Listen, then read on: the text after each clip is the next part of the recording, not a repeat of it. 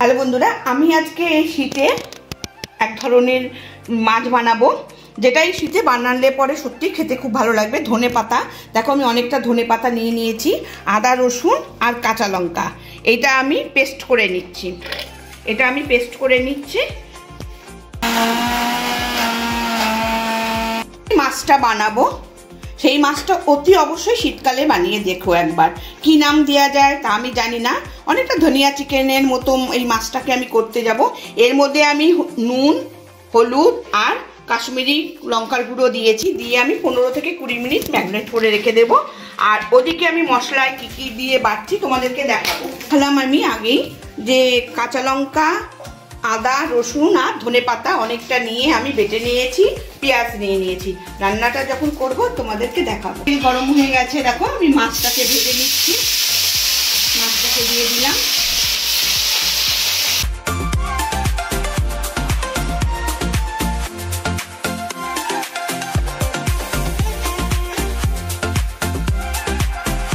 আমার মাছগুলো ভাজা হয়ে গেছে।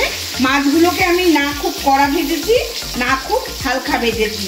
হ্যাঁ, মাছগুলোকে আমি মিডিয়াম ভেজে নিয়েছি, কারণ অতিরিক্ত কড়াও মাছ যেমন খেতে ভালো লাগে না, আবার অতিরিক্ত হালকা মাছও এই ঝোলে অন্তত ভালো লাগবে না।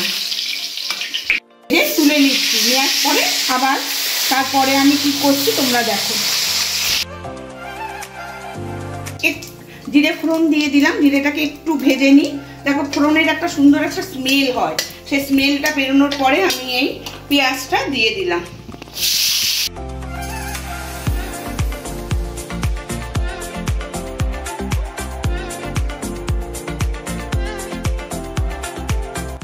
পেঁয়াজটা আর একটু ভাজা হবে, একদম বেশ কড়া টাইপের, ব্রেস্তা টাইপের না, কিন্তু ভালো ভাজা হবে। ঠিক আছে, তো এর মধ্যে আমি দিয়ে দিচ্ছি 1 চামচ জিরে আর 1 চামচ ধনের গুঁড়ো। 1 চামচ জিরের গুঁড়ো, 1 চামচ ধনের গুঁড়ো দিলাম। আর দেখো যত সামান্য হলুদ, একদম যত সামান্য হলুদ, না দিলে নয়, এইরকম একটু হলুদ দিয়ে দিলাম। দিয়ে এটাকে একটু জাস্ট নেড়ে চেড়ে নিয়ে যে মশলাটা আমি বেটে রেখেছিলাম, সেই মশলাটা, ধনে পাতা দিয়ে মশলাটা আমি দিয়ে দিলাম।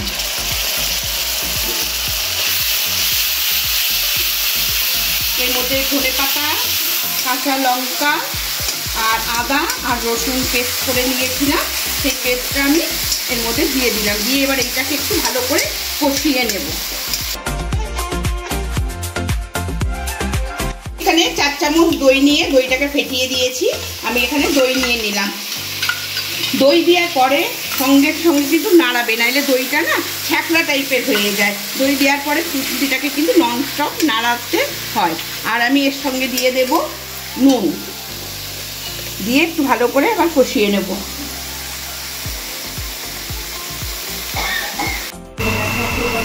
আমি অল্প একটুখানি যত সামান্য চিনি দিয়ে দিলাম, যে যেরকম মিষ্টি মনে করবে, যদি একটু আমরা যত অল্প চিনি খাই, মিষ্টিটা অল্প পরিমাণে দেওয়া হলো। দিয়ে একটুখানি কষিয়ে, দেখো একদম মশলা কষিয়ে গেছে, দেখো তেল কিন্তু ছেড়ে দিয়েছে। এবার আমি এতে জল দিয়ে দেবো। আমি কিন্তু গরম জল ব্যবহার করব। মশলা একদম পুরো কষানো হয়ে গেছে, আমি এর মধ্যে গরম জল ব্যবহার করছি। এই রান্নাটাতে কিন্তু বন্ধুরা একটু গরম জল ব্যবহার করলে খুব ভালো হয়, খুবই ভালো হয়। জলটা ফুটে উঠলে, ঝোলটা যখন ফুটে উঠবে, আমি তখন এর মধ্যে মাছটা দিয়ে দেবো। আমার মোটামুটি অলমোস্ট রান্না কমপ্লিটের পথে।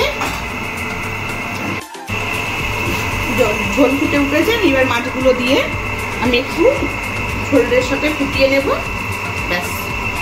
আর নামানোর আগে আমি একটু সামান্য গরম মশলা দিয়ে দেবো।